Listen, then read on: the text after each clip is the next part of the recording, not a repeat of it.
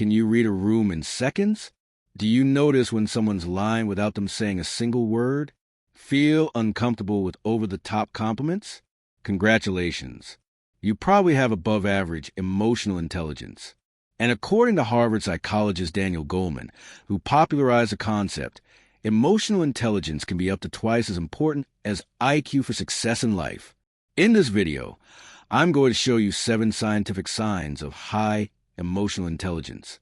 And if you identify with at least 5 of them, you're in the top 20%.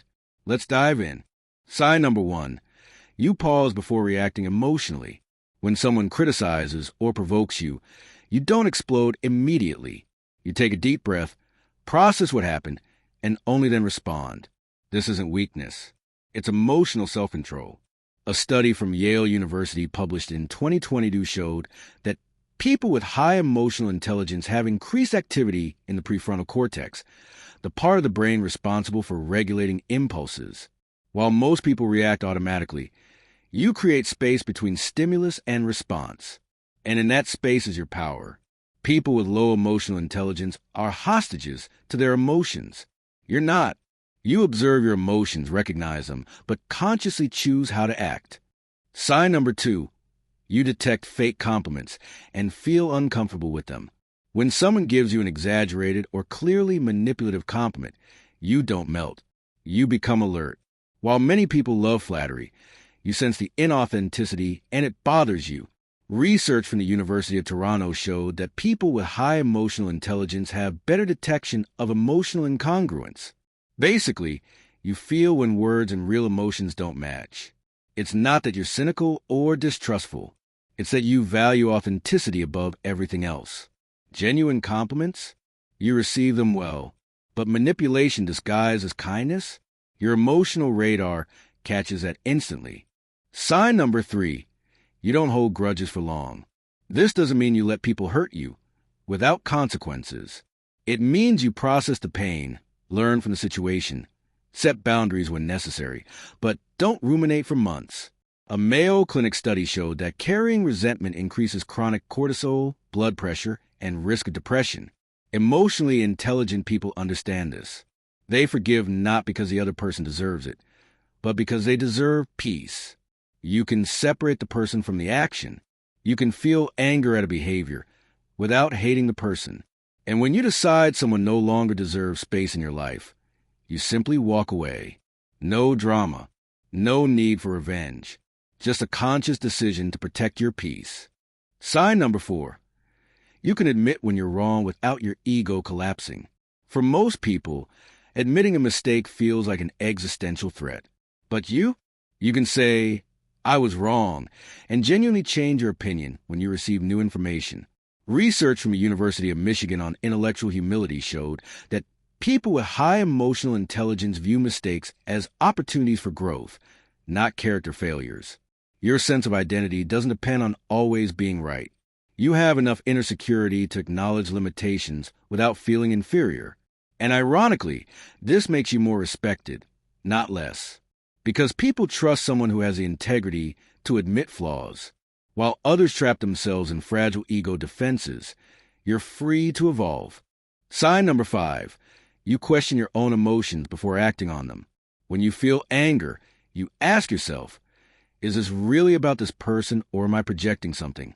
When you feel anxiety, you investigate, is this a real threat or is my mind catastrophizing? This is called emotional metacognition. Stanford neuroimaging studies show that people with high emotional intelligence have greater communication between the amygdala, which processes emotion, and the prefrontal cortex, which analyzes rationally. You don't accept your emotions as absolute truths. You treat them as important data that needs interpretation. This doesn't mean ignoring feelings. It means being curious about them. Asking, what is this emotion trying to tell me? And often, you discover that the initial emotion was protecting a deeper vulnerability. Sign number 6. You can say no and set boundaries without feeling guilt afterward. When someone asks for something you can't or don't want to do, you decline with clarity and kindness, but without excessive justification. For people with low emotional intelligence, saying no feels cruel. For you, it is necessary self-care. Research published in the Journal of Personality and Social Psychology showed that people without boundaries have more satisfying and lasting relationships, not the opposite. Why? Because boundaries create mutual respect. You don't say yes out of obligation and then feel resentful. You say no when you need to protect your energy, and when you say yes, it's genuine.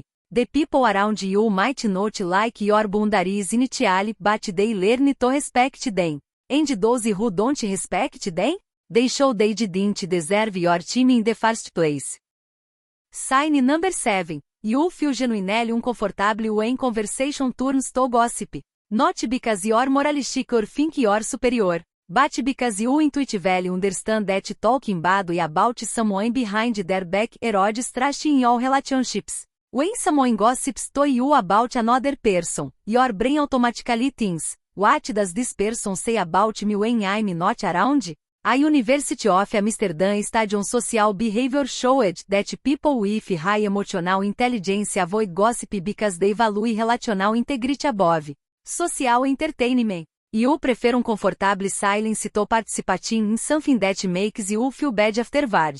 And when you witness gossip, you either change the subject, defending the absent person, or simply remove yourself from the conversation. Because your inner peace is worth more than belonging based on negativity.